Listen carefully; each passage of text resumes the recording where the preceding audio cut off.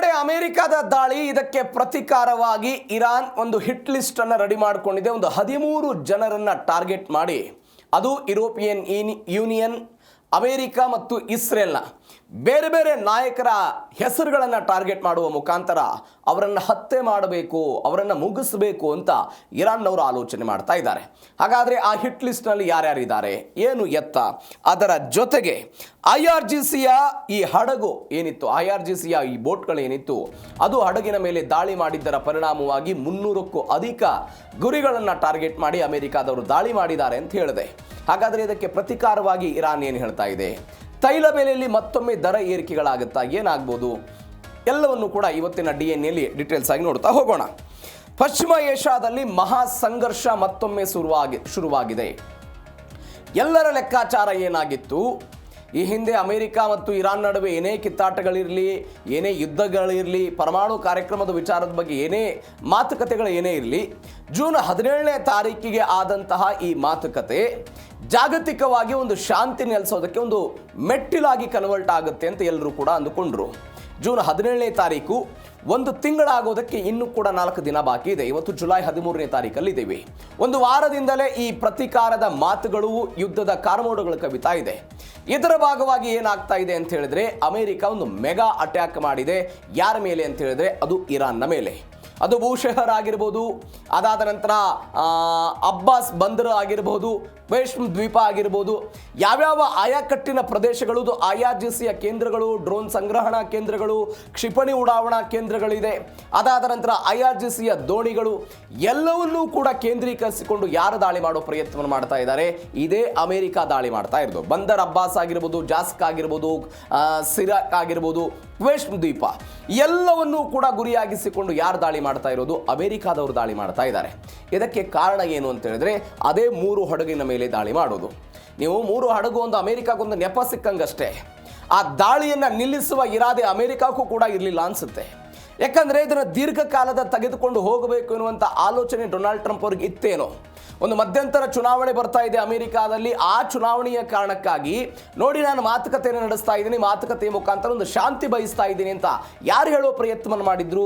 ಅಮೆರಿಕದ ಅಧ್ಯಕ್ಷರು ಅಮೆರಿಕದ ಜನರಿಗೆ ಮತ್ತು ಅಮೆರಿಕದ ಸೆನೆಟರ್ಗಳಿಗೆ ಒಂದು ಮೆಸೇಜ್ ಕೊಡೋ ಪ್ರಯತ್ನವನ್ನು ಮಾಡಿದ್ರು. ಅದರ ಭಾಗವಾಗಿ ಮಾತುಕತೆಗಳೆಲ್ಲ ಆಯಿತು. ಇವತ್ತು ಅಮೆರಿಕಾದಲ್ಲಿ ಡೊನಾಲ್ಡ್ ಟ್ರಂಪ್ ಅವರ ವಿರುದ್ಧ ಯಾರಾದರೂ ಮಾತುಕತೆ ನಡೆಸಿದ್ರೆ ಯುದ್ಧವನ್ನು ಮುಂದುವರಿಸೋದು ಬೇಡ ಅಂತ ಹೇಳಿದ್ರೆ, ಡೊನಾಲ್ಡ್ ಟ್ರಂಪ್ ಅವರ ಕೈಯಲ್ಲಿ ಒಂದು ಅಸ್ತ್ರ ಇದೆ. ನೋಡಿ, ನಾವು ಶಾಂತ ಮಾತುಕತೆಯನ್ನು ಮಾಡ್ಕೊಂಡಿದ್ವಿ, ಇರಾನ್ ಅವರು ಕೂಡ ನಮ್ಮ ಮಾತುಕತೆಗೆ ಎಲ್ಲವೂ ಕೂಡ ಒಪ್ಕೊಂಡಿದ್ರು. ಇಸ್ಲಾಮಾಬಾದ್ನ MOU ಏನಿತ್ತು, ಅದೆಲ್ಲದರ ಬಗ್ಗೆ, ನಡವಳಿಕೆ ಬಗ್ಗೆ ಮಾತುಕತೆ ಆಗಿತ್ತು. ಆದರೆ ಇರಾನ್ ಯಾವ ಮಾತುಕತೆಯಂತೆ ನಡೆದುಕೊಳ್ಳಬೇಕಾಗಿತ್ತು ಅದು ನಡೆದುಕೊಳ್ಳಲಿಲ್ಲ ಅಂತ ಯಾರು ಹೇಳ್ಬೋದು? ಇದೇ ಡೊನಾಲ್ಡ್ ಟ್ರಂಪ್ ಅವರು ಅವರ ಸೆನೆಟರ್ಗಳು ಮತ್ತು ಅವರ ವಿರೋಧಿಗಳಿಗೆ ಎಲ್ಲರೂ ಕೂಡ ಹೇಳುವಂತಹ ಪ್ರಯತ್ನದ ಭಾಗವಾಗಿ ಆಗಬಹುದು ಅಂತ ಲೆಕ್ಕಾಚಾರ. ಇದರ ಭಾಗವಾಗಿ ಇರಾನ್ನವರು ಈಗ ದಾಳಿ ಮಾಡಿದ್ದಾರೆ. ಯಾರು? ಅಮೆರಿಕಾದವರು ಇರಾನ್ನ ಮೇಲೆ ದಾಳಿ ಮಾಡಿರುವಂತಹ ಒಂದು ಮೆಗಾ ಹಿಟ್ ಆಗಿರ್ಬೋದು ಇದು.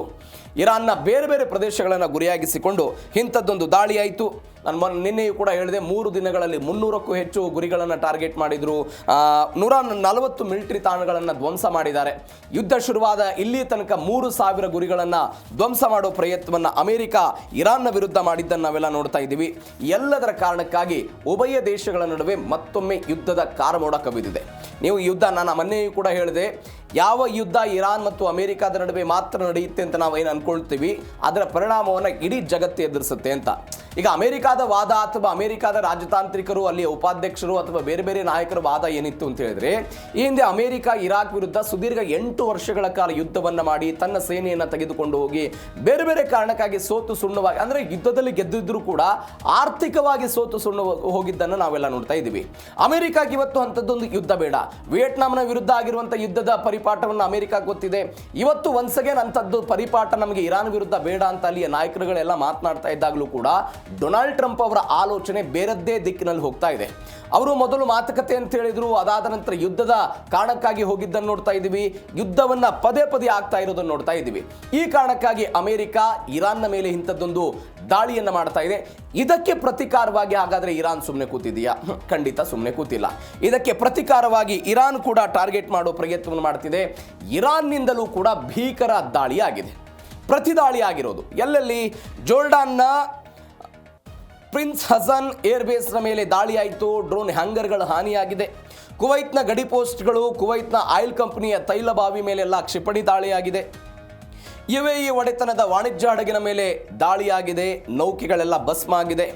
ಒಮಾನ್, ಕತಾರ್, ಬಹರೇನ್ ರಾಷ್ಟ್ರಗಳ ಮೇಲೆ ಸರಣಿ ಡ್ರೋನ್ಗಳು ದಾಳಿ ಮಾಡುವ ಪ್ರಯತ್ನವನ್ನು ಇರಾನ್ನವರು ಮಾಡ್ತಾ ಇದ್ದಾರೆ. ನಾನು ನಿನ್ನೆಯೂ ಕೂಡ ಹೇಳಿದೆ ಯಾವ ಯಾವ ಕಾರಣಕ್ಕಾಗಿ ಇಂಥದ್ದೊಂದು ದಾಳಿಗಳಾಗ್ತಾ ಇದೆ, ಏನು ಎತ್ತ ಅಂತ. ಇದಕ್ಕೆ ಪ್ರತಿರೋಧವಾಗಿ ಇರಾನ್ನಿಂದ ಬರ್ತಾ ಇರುವಂಥ ಎಲ್ಲ ಡ್ರೋನ್ಗಳನ್ನು ಕೂಡ ಹೊಡೆದುರುಳಿಸುವ ಪ್ರಯತ್ನವನ್ನು ಮಧ್ಯಪ್ರಾಚ್ಯದ, ಅದು ಒಮಾನ್ ಆಗಿರ್ಬೋದು, ಕತಾರ್ ಆಗಿರ್ಬೋದು, ಕುವೈತ್ನವರಾಗಿರ್ಬೋದು, ಅದನ್ನು ಮಾಡೋ ಪ್ರಯತ್ನವನ್ನು ಮಾಡ್ತಾ ಇದ್ದಾರೆ. ಯಾಕೆ? ಅವರ ಬಳಿ ಇರುವಂತಹ ಅಮೆರಿಕಾದ ಅತ್ಯಾಧುನಿಕ ತಂತ್ರಜ್ಞಾನ ಏನಿದೆ, ಅದು ಅವರ ಬಳಿ ಇರುವಂತಹ ಈ ಅಮೆರಿಕ ಕೊಟ್ಟಂತಹ ಕ್ಷಿಪಣಿ ನಿರೋಧಕ ಶಕ್ತಿ ಏನಿದೆ, ಆ ಕ್ಷಿಪಣಿ ನಿರೋಧಕ ಶಕ್ತಿಗಳನ್ನು ಬಳಕೆ ಮಾಡಿಕೊಂಡು ಇರಾನ್ನಿಂದ ಬರ್ತಾ ಇರುವಂತಹ ಡ್ರೋನ್ಗಳನ್ನು ಹೊಡೆದುರುಳಿಸುವ ಪ್ರಯತ್ನವನ್ನು ಮಾಡ್ತಾ ಇದ್ದಾರೆ.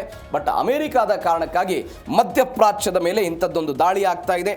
140 ಮಿಲಿಟರಿ ತಾಣಗಳು, ಕರಾವಳಿ ರಡಾರ್ಗಳನ್ನೆಲ್ಲ ಅಮೆರಿಕ ಗುರಿಯಾಗಿಸಿಕೊಂಡು ದಾಳಿ ಮಾಡಿತು. ಇದೀಗ ತೈಲ ಬಾವಿಗಳಿಗೆ ಒನ್ಸ್ ಅಗೇನ್ ಹಾರ್ಮುಜ್ ಜಲಸಂಧಿಯನ್ನು ಬಂದ್ ಮಾಡಿದರೆ ಯಾರಿಗೆ ಏಟಾಗುತ್ತೆ? ಎಲ್ಲ ಮಧ್ಯಪ್ರಾಚ್ಯದ ದೇಶಗಳಿಗೆ ಹಾನಿಯಾಗುತ್ತೆ. 42% ತೈಲವನ್ನು ಉತ್ಪಾದನೆ ಮಾಡುವಂತಹ ದೇಶಗಳಿವು, ಅವುಗಳಿಗೆ ಹೊಡೆತ ಕೊಡಬೇಕು ಅನ್ನುವ ಕಾರಣಕ್ಕಾಗಿ ಇಂಥದ್ದೊಂದು ಪ್ರಯತ್ನ ಆಗ್ತಾ ಇದೆ ಅಂತ ಬರ್ತಾ ಇರುವಂತಹ ಡೀಟೇಲ್ಸು. ಇದು ಪಶ್ಚಿಮ ಏಷ್ಯಾದ ಮಹಾ ಸಂಘರ್ಷ ಆದರೆ ಒನ್ಸ್ ಅಗೇನ್ ಹಾರ್ಮುಜ್ ಜಲಸಂಧಿಯ ಬುಡಕ್ಕೆ ಇದೆಲ್ಲವೂ ಕೂಡ ಬರ್ತಾ ಇದೆ. ಹಾರ್ಮುಜ್ ಜಲಸಂಧಿಯ ಬುಡಕ್ಕೆ ಇದೆಲ್ಲ ಬರ್ತಾ ಇದೆ. ಹಾಗಾದರೆ ಈ ಹಾರ್ಮುಜ್ ರಣರಂಗಕ್ಕೆ ಕಾರಣ ಏನು? ಹಾರ್ಮುಜ್ ರಣರಂಗಕ್ಕೆ ಕಾರಣ ಏನು? ಈಗ ಒಂದು ಅಪ್ಡೇಟ್ ಬಂದಿದೆ ಡೊನಾಲ್ಡ್ ಟ್ರಂಪ್ ಅವರಿಂದ, ಜಸ್ಟ್ ಬಂದಿರುವಂಥ ಅಪ್ಡೇಟ್ ಇದು. ಡೊನಾಲ್ಡ್ ಟ್ರಂಪ್ ಹೇಳ್ತಾ ಇದ್ದಾರೆ, ಅಮೆರಿಕ ಹಾರ್ಮುಜ್ ಜಲಸಂಧಿಯ ಮೇಲೆ ಸಂಪೂರ್ಣವಾದಂತಹ ನಿಯಂತ್ರಣವನ್ನು ಹೊಂದಿದೆ ಅಂತ ಡೊನಾಲ್ಡ್ ಟ್ರಂಪ್ ಹೇಳ್ತಾ ಇದ್ದಾರೆ. ಆದರೆ ಇರಾನ್ ಕೂಡ ಹೇಳ್ತಾ ಇದೆ, ಅಮೆರಿಕದ ನಿಯಂತ್ರಣ ಇಲ್ಲ, ಹಾರ್ಮುಜ್ ಜಲಸಂಧಿಯಲ್ಲಿ ನಿಯಂತ್ರಣ ಇರೋದು, ಕಾನೂನುಗಳಿರೋದು ಎಲ್ಲವೂ ಕೂಡ ನಮ್ಮದ್ದೇ ಅಂತ ಅವ್ರು ಹೇಳ್ತಾ ಇದ್ರು. ಇರಾನ್ ವಾದ, ಹಾರ್ಮುಜ್ ಜಲಸಂಧಿ ನಮ್ಮ ನಿಯಂತ್ರಣದಲ್ಲಿದೆ, ಇಲ್ಲಿ ಸಂಚಾರ ಸಂಪೂರ್ಣ ಬಂದ್ ಆಗಿದೆ ಅಂತ, ಅಮೆರಿಕ ಸಮುದ್ರ ಮಾರ್ಗ ಮುಕ್ತ ಆಗಿದೆ, ಅಡ್ಡಪಡಿಸುವಂತ ಇರಾನ್ನ ಮೇಲೆ ನಾವೆಲ್ಲ ದಾಳಿ ಮಾಡ್ತೀವಿ ಅಂತ. ಜಾಗತಿಕ ಮಟ್ಟದ ಮಾತುಕತೆಯಲ್ಲಿ ಮೇಲುಗೈ ಸಾಧಿಸೋದಕ್ಕೆ ಇರಾನ್ಗೆ ಹಾರ್ಮುಜ್ ಪ್ರಮುಖ ಅಸ್ತ್ರ. ನಾವು ಅನೇಕ ಬಾರಿ ಇದ್ರ ಬಗ್ಗೆ ಚರ್ಚೆ ಮಾಡಿದ್ದೀವಿ. ಬಂದರ್ ಅಬ್ಬಾಸ್ ಬಂದರು, ನಗರಗಳ ಸಂಪರ್ಕ ಕಡಿತ ಆಗಿದೆ, ವಾಣಿಜ್ಯ ಚಟುವಟಿಕೆಗಳೆಲ್ಲ ಬಂದಿದ್ದು. ಈಗ ಬಂದಿರುವಂತಹ ಒಂದು ಅಪ್ಡೇಟ್ ಏನು ಅಂತ ಹೇಳಿದ್ರೆ, ಟ್ರಂಪ್ ಹೇಳ್ತಾ ಇದ್ದಾರೆ, ನಾವು ಕೂಡ ಇಲ್ಲಿ ಹಣವನ್ನು ವಿಧಿಸ್ತೀವಿ, ಕೆಲವೊಂದಿಷ್ಟು ಶ್ರೀಮಂತ ರಾಷ್ಟ್ರಗಳು ಆ ಹಣವನ್ನು ಪಾವತಿ ಮಾಡಬೇಕಾಗುತ್ತೆ. ಯಾವ ಇರಾನ್ ಹಣವನ್ನು ಪಾವತಿ ಮಾಡಬಾರದು ಅಂತ ಅಮೆರಿಕಾದ ಅಧ್ಯಕ್ಷ ಮತ್ತು ಅಮೆರಿಕಾದ ಪೆಂಟಗನ್ ಎಲ್ಲ ಹೇಳ್ತಾ ಇತ್ತಲ್ಲ, ಅಂದರೆ ಮುಕ್ತವಾಗಿರಬೇಕು, ಯಾವ ವಾಣಿಜ್ಯ ಹಡಗುಗಳ ಮೇಲೆ ದಂಡವನ್ನು ಅಥವಾ ಹಣವನ್ನು ವಿಧಿಸಬಾರದು, ಶುಲ್ಕವನ್ನು ವಿಧಿಸಬಾರದು ಅಂತ ಅಮೆರಿಕ ಹೇಳ್ತಾ ಇತ್ತು. ಬಟ್ ಈಗ ಸೋಮವಾರ ಡೊನಾಲ್ಡ್ ಟ್ರಂಪ್ ಮಾತನಾಡಿದ್ರು. ಅವರು ಹೇಳ್ತಾ ಇದ್ದಾರೆ, ಹಣವನ್ನು ಕೊಡಬೇಕು ಶ್ರೀಮಂತ ರಾಷ್ಟ್ರಗಳ ಈ ಹಡಗುಗಳ ಚಲಾವಣೆಗೆ ಅಂತ. ಯಾವ ಕಾರಣಕ್ಕಾಗಿ ಅಂತ ಹೇಳಿದ್ರೆ, ಅವರು ಹೇಳ್ತಾ ಇದ್ದಾರೆ, ನಮ್ಮ ಸೈನಿಕರು ಅಥವಾ ನಮ್ಮ ನೌಕಾಪಡೆ ತಮ್ಮ ಜೀವವನ್ನು ಪಣಕ್ಕಿಟ್ಟು ಹಾರ್ಮುಜ್ ಜಲಸಂಧಿಯ ರಕ್ಷಣೆಯಲ್ಲಿ ತೊಡಗಿದ್ದಾರೆ. ಅವರಿಗೆ ಸಂಬಳದ ರೂಪದಲ್ಲಿ ಅವರಿಗೆ ಕೊಡಬೇಕಾದಂಥ ಹಣವನ್ನು ಕೊಡಬೇಕಾದಂಥ ಅನಿವಾರ್ಯತೆ ಇದೆ. ಈ ಕಾರಣಕ್ಕಾಗಿ ನಾವು ವಾಣಿಜ್ಯ ಹಡಗುಗಳಿಗೆ ಹಣವನ್ನು ಹಾಕ್ತೀವಿ ಅಂತ ಡೊನಾಲ್ಡ್ ಟ್ರಂಪ್ ಹೇಳ್ತಾ ಇದ್ದಾರೆ. ಇರಾನ್ ಇದನ್ನು ಹೆಂಗೆ ಮಾನ್ಯತೆ ಮಾಡುತ್ತೆ ಅನ್ನೋದು ಸದ್ಯಕ್ಕಿರುವಂತಹ ಕುತೂಹಲ. ಈ ಎಲ್ಲದರ ಕಾರಣಕ್ಕಾಗಿ ಒಂದು ಹಾರ್ಮುಜ್ ಜಲಸಂಧಿ ರಣಾಂಗಣವಾಗಿ ಒನ್ಸ್ ಅಗೇನ್ ಮಾರ್ಪಟ್ಟಿದ್ದನ್ನು ನೋಡ್ತಾ ಇದ್ದೀವಿ. ಮತ್ತೊಂದು ಕಡೆ ಇರಾನ್ನಿಂದ 13 ನಾಯಕರಿಗೆ ಸಂಚಕಾರ ಬಂದಿರೋದು. ಅದು ಸಹಜವಾಗಿ 2 ರಾಷ್ಟ್ರಗಳು, ಒಂದು ಅಮೆರಿಕ ಮತ್ತು ಇಸ್ರೇಲ್. ಯಾಕಂದರೆ ದೊಡ್ಡ ಸೈತಾನ ಅಂತ ಅಮೆರಿಕವನ್ನು ಕರೀತಾರೆ ಇರಾನ್ನವರು, ಸಣ್ಣ ಸೈತಾನ ಅಂತೇಳಿ ಇಸ್ರೇಲ್ ಮತ್ತು ಯುರೋಪಿಯನ್ ಯೂನಿಯನ್ ಅನ್ನು ಕರೆಯೋದನ್ನು ನೋಡ್ತಾ ಇದ್ದೀವಿ. ಇದೀಗ ಮೋಸ್ತಬಾ ಖಮೇನಿ ಒಂದು ಮಾಸ್ಟರ್ ಪ್ಲಾನ್ ಎಲ್ಲ ಮಾಡ್ಕೊಂಡಿದ್ದಾರೆ. ಯಾರ್ಯಾರು ಅಯತಲ್ಲಾ ಅಲಿ ಖಮೇನಿ ಹತ್ಯೆಗೆಲ್ಲ ಸಹಾಯ ಮಾಡಿದ್ರು, ಸಹಕಾರ ಕೊಟ್ಟಿದ್ರು, ಅವರ ಹತ್ಯೆಗೆಲ್ಲ ನಾವು ಮುಂದಾಗ್ತೀವಿ ಅಂತ ಒಂದು 13 ಮಂದಿ ವಿದೇಶಿ ನಾಯಕರ ಹತ್ಯೆಯ ಪಟ್ಟಿಯನ್ನು ಮಾಡ್ಕೊಂಡಿದ್ದಾರೆ ಅವರು. ಲಿಸ್ಟ್ನಲ್ಲಿ ಟ್ರಂಪ್ ಇದ್ದಾರೆ, ನೆತನ್ಯಾಹು ಇದ್ದಾರೆ, ಫ್ರಾನ್ಸ್ನ ಅಧ್ಯಕ್ಷ ಮ್ಯಾಕ್ರನ್ ಇದ್ದಾರೆ, ಜಾರ್ಜಿಯಾ ಮೆಲೋನಿ ಹೆಸರು ಕೂಡ ಇದರಲ್ಲಿ ಕೇಳಿಬಂದಿದೆ. ಈ ಅಪರಾಧಿಗಳಿಗೆ ಹಾಸಿಗೆಯ ಮೇಲೆ ನೆಮ್ಮದಿ ಸಾವು ಸಿಗಲ್ಲ ಅಂತ ಹೇಳಿದರು. ಖಮೇನಿ ಅಂತ್ಯಕ್ರಿಯೆ ಬೆನ್ನಲ್ಲೇ ಇಡೀ ವಿಶ್ವಕ್ಕೆ ಬೆದರಿಕೆ ಹಾಕಿದೆ ಇರಾನ್ನ ಒಂದು ಸರ್ಕಾರಿ ಮಾಧ್ಯಮ, ಸರ್ಕಾರಿ ಪತ್ರಿಕೆ. ಇದರ ಬಗ್ಗೆ ಎಲ್ಲ ಬರೆದ್ರವರು. ಅದರ ಬಗ್ಗೆ ಬರೆಯುವ ಮುಖಾಂತರ ಏನೇನಿತ್ತು, ಏನು ಎತ್ತ, ಯಾರ್ಯಾರು ಸಹಾಯ ಮಾಡಿದರು, ಏನು ಎತ್ತ ಅನ್ನೋದ್ರ ಬಗ್ಗೆ ಒಂದು ಸುದೀರ್ಘವಾಗಿ ಆಲೋಚನೆ ಕೊಡೋ ಪ್ರಯತ್ನವನ್ನು ಮಾಡಿದ್ದಾರೆ.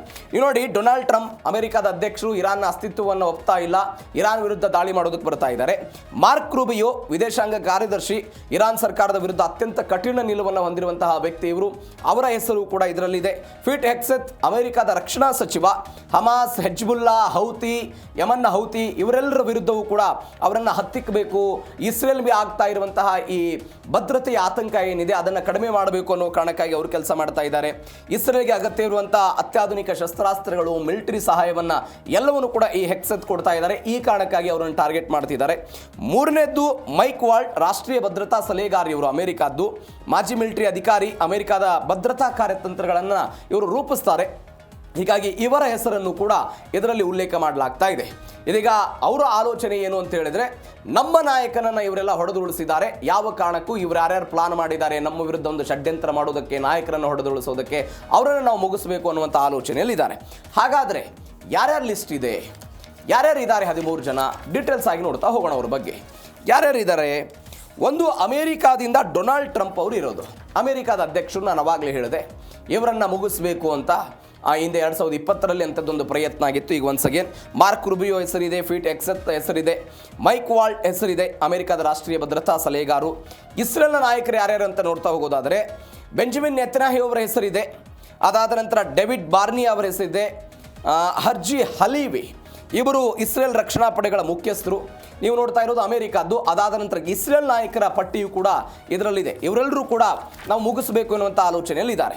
ಇನ್ನು ಯುರೋಪಿಯನ್ ಒಕ್ಕೂಟದ ನಾಯಕರ ಹೆಸರು ಕೂಡ ಇದೆ ಇಲ್ಲಿ. ಕೈರ್ ಸ್ಟಾರ್ಮರ್ ಬ್ರಿಟನ್ನ ಪ್ರಧಾನಿ ಇವರು, ಮ್ಯಾಕ್ರನ್ ಫ್ರಾನ್ಸ್ನ ಅಧ್ಯಕ್ಷ, ಜಾರ್ಜಿಯಾ ಮೆಲೋನಿ ಇಟಲಿ ಪ್ರಧಾನಿ, ಫೆಡ್ರಿಕ್ ಮರ್ಚ್ ಜರ್ಮನಿಯ ವಿರೋಧ ಪಕ್ಷದ ನಾಯಕ, ಒಲಾಫ್ ಸ್ಕೋಲ್ ಜರ್ಮನಿಯ ಚಾನ್ಸಲರ್ ಇವರು, ಅನ್ಲೇನಾ ಬೆರ್ಬಾಕ್ ಜರ್ಮನ್ ವಿದೇಶಾಂಗ ಸಚಿವೆ. ನಮಗಿಲ್ಲಿ ಒಂದು ವಿಶೇಷತೆ ಇದೆ. ನಾವು ಅನೇಕ ಬಾರಿ DNA ಯಲ್ಲಿ ಚರ್ಚೆ ಮಾಡಿದ್ದೀವಿ, ಇಸ್ರೇಲ್ ಮತ್ತು ಅಮೆರಿಕಾದ ನಾಯಕರುಗಳ ಮೇಲೆ ಇರಾನ್ನವರು ಕಣ್ಣಿಡ್ತಾರೆ ಅಂತ. ಇದಕ್ಕೆ ಹೊಸದಾಗಿ ಸೇರ್ಪಡೆ ಆಗಿರುವಂಥ ಒಂದು ಲಿಸ್ಟನ್ನು ನೋಡ್ತಾ ಇದ್ದೆ ನೀವು. ಯುರೋಪಿಯನ್ ಯೂನಿಯನ್ನ ನಾಯಕರನ್ನು ಯಾರು ಟಾರ್ಗೆಟ್ ಮಾಡ್ತಾ ಇದ್ದಾರೆ? ಇದೇ ಇರಾನ್ನವರು ಟಾರ್ಗೆಟ್ ಮಾಡ್ತಾ ಇದ್ದಾರೆ.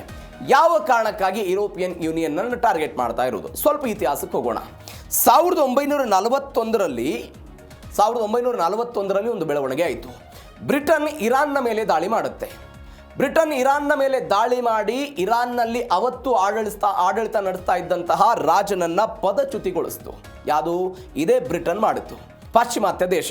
ಅದಾದ ನಂತರ 1953ರಲ್ಲಿ ಇರಾನ್ನ ಪ್ರಜಾಪ್ರಭುತ್ವದ ಒಬ್ಬ ಪ್ರಧಾನಿ ಮೊಹಮ್ಮದ್ ಮೊಸದ್ದೆಕ್ ಅಂತ, ಮೊಹಮ್ಮದ್ ಮೊಸದ್ದೆಕ್ ಅವರು ತೈಲವನ್ನು ರಾಷ್ಟ್ರೀಕರಣಗೊಳಿಸೋದಕ್ಕೆ ಬರ್ತಾರೆ.